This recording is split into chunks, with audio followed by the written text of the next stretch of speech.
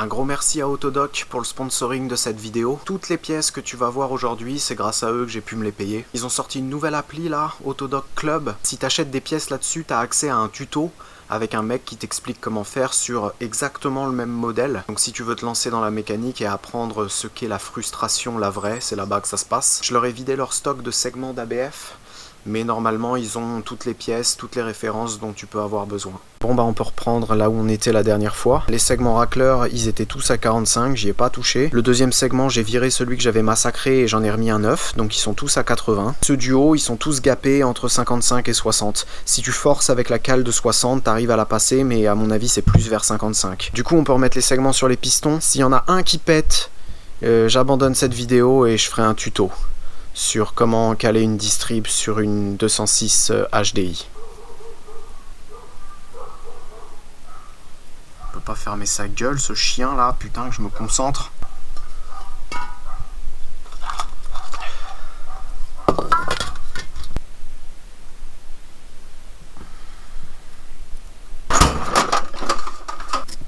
J'essaye de faire en sorte que la jonction là du ressort, elle soit à peu près ici. Pourquoi, j'en sais rien. Ça c'est bon. Top vers le haut. Et celui-là.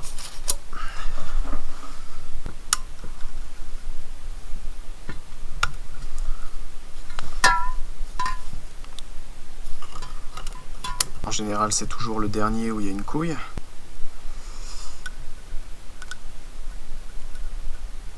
Pourquoi ils sont durs comme ça ces ressorts, putain? Enfin tu me diras, j'ai jamais mis de segment neuf de ma vie.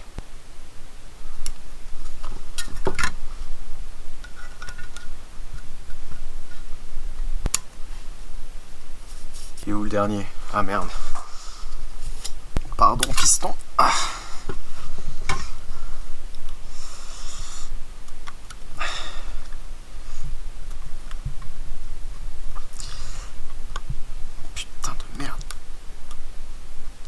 Ça l'éclate un petit peu à chaque fois le piston, mais bon, on fait pas deux sans casser des omelettes. Pour ce qui est du tierçage des segments, normalement tu sais on t'a toujours dit d'en mettre un comme ça et un comme ça. Dans la réalité ça sert à rien parce que quand ton moteur il tourne, les segments avec les vibrations ils bougent et ils tournent aussi. Quand t'achètes des pistons forgés Wiseco, dans la notice ils te le disent que le tierçage on s'en bat les couilles.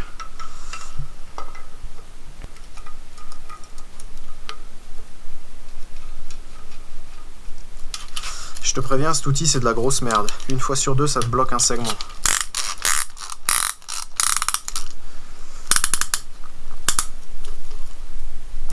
On va utiliser la partie socialiste du bâton de persuasion.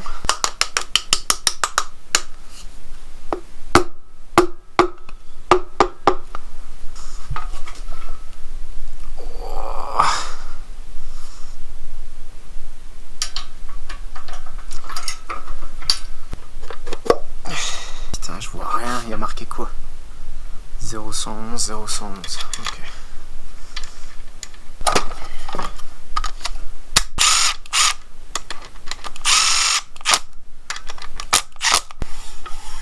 Nickel.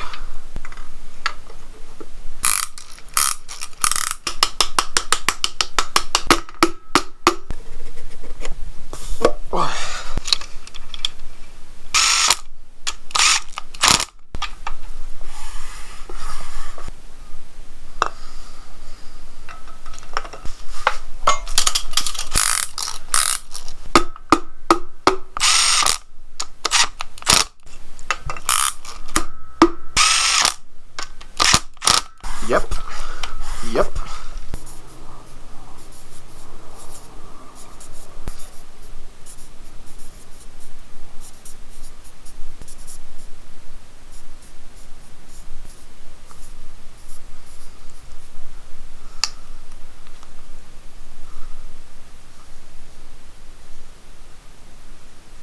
Maintenant que j'ai identifié les pistons au cas où ils finissent dans la stratosphère, on peut attaquer les vis là. Ça, c'est des vis de bielle ARP 2000. Il y en a plusieurs sortes en fonction du diamètre ici de ton filetage. Moi, c'est des 3/8e. Normalement, tu es censé les serrer à 45 foot-pounds, donc c'est 60 Nm. Et après, il y a un outil ARP C'est un espèce de comparateur qui se prend là et là, et tu dois serrer la vis jusqu'à qu'il y ait un certain étirement. Moi l'appareil je l'ai pas, et je pense que je l'aurai jamais vu qu'il coûte 250 balles. Du coup je vais plastijoger les paliers, et on va voir si avec le serrage minimum, le jeu est acceptable. On va mettre ça comme ça. Les vis ARP, elles ont leur sauce spéciale. Je respecte toujours la sauce des constructeurs.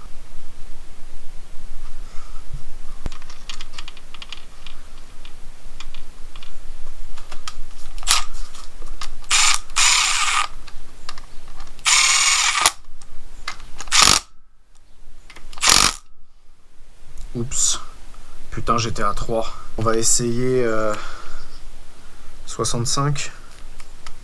65.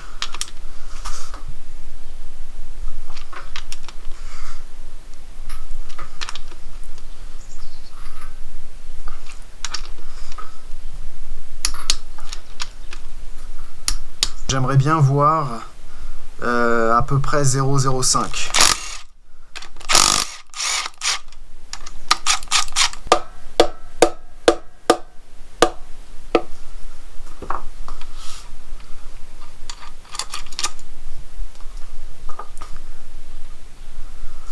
Ah déjà ça me paraît bien. 0,05. Entre 0,05 et 0,04 quoi. Suivant où tu le prends. Vu que je fais entièrement confiance à Max Speeding Rods, je vais en faire qu'une seule.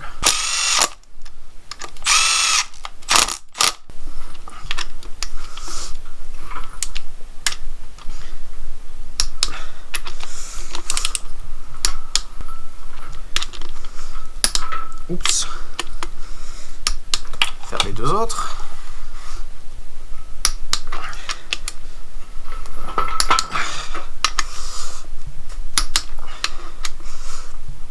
Je vais les serrer un peu plus fort, ça me paraît pas assez, putain. Je vais les serrer à 70.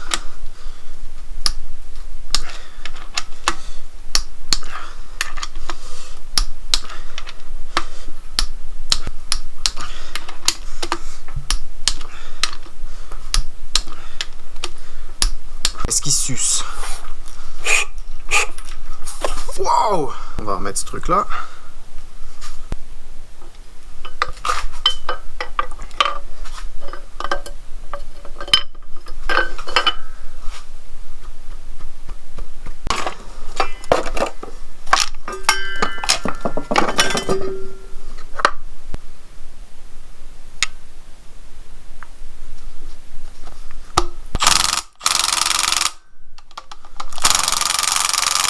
Qu'elle est pétée la clavette.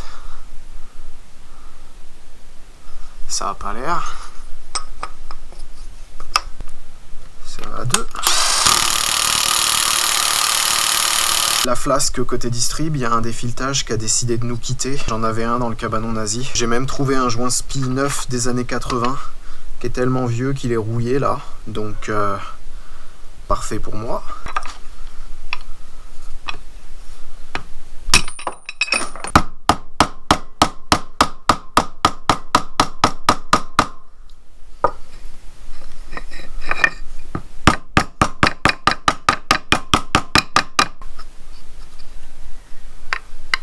Pour remettre celui-là, je suis obligé de mettre le moteur sur le lève-moto.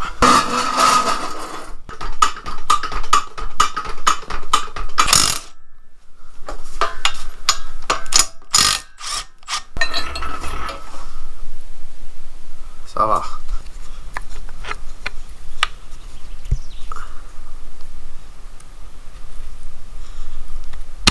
Pompe à huile. Oh! Pompe à huile. Le pétard passe pas. Hein. Ça c'est serré. Wow! Ça c'est serré aussi.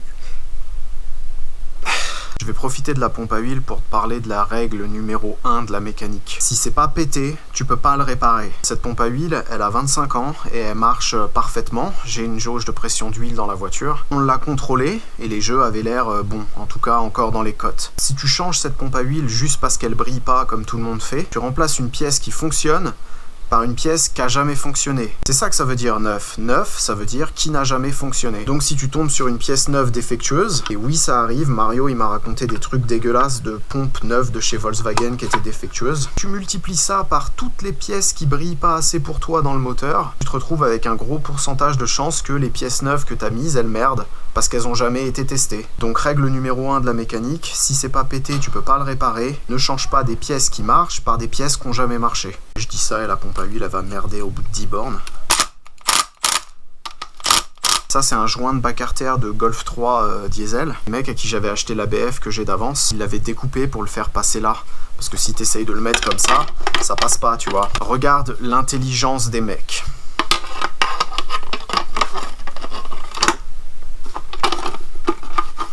Ça donne vraiment confiance quand t'achètes des moteurs à des gens comme ça.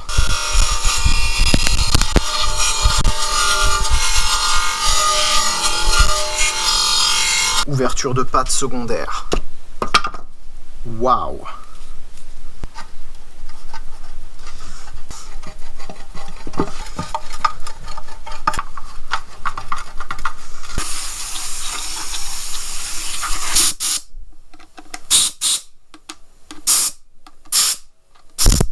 Wow. Je me suis pris une faciale. Bon, je te préviens, j'ai pas encore assez de YouTube Money pour m'acheter la mini Milwaukee. Donc le serrage du carter, il risque d'être un peu long. Les deux vis qu'il y a là, une fois que la boîte elle est mise, s'il y en a une qui foire, t'es obligé d'enlever la boîte pour enlever le carter. 2,50 € les deux chez VV. Le budget en a pris un coup dans la gueule.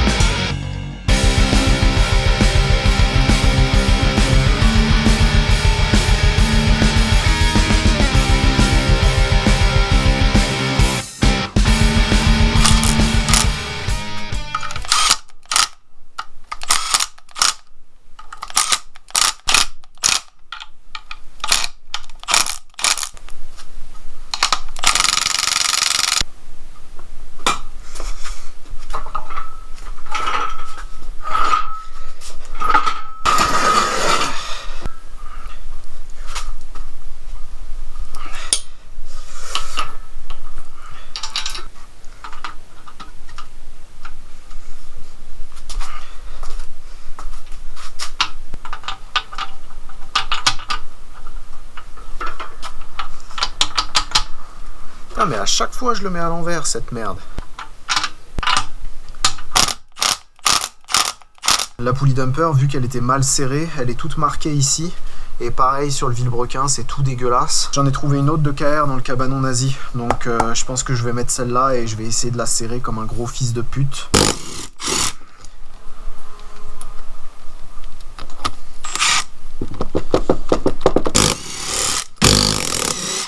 Foiré aussi, putain de merde. Non, il faut un truc un peu plus intimidant. Ça.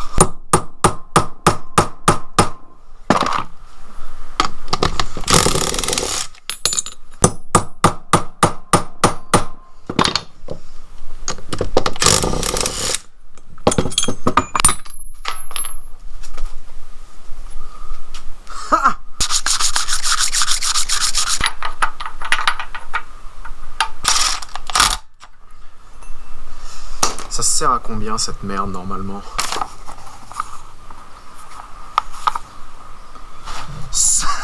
180 Nm.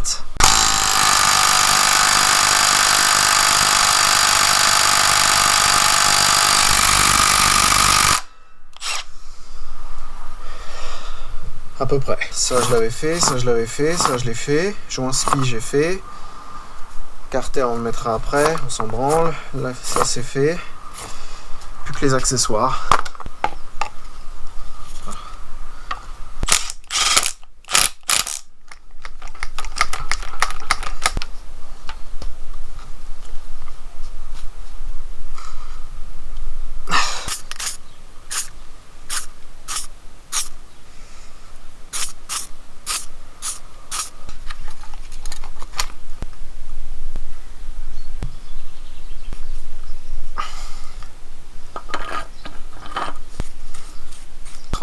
Nm. Clic, clic. Le filtre Febi à 2 €.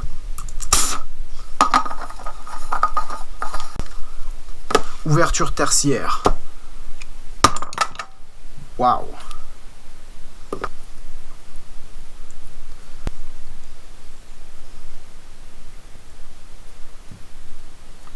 Je crois que c'est celle-là. Comme ça. Putain, je sais plus.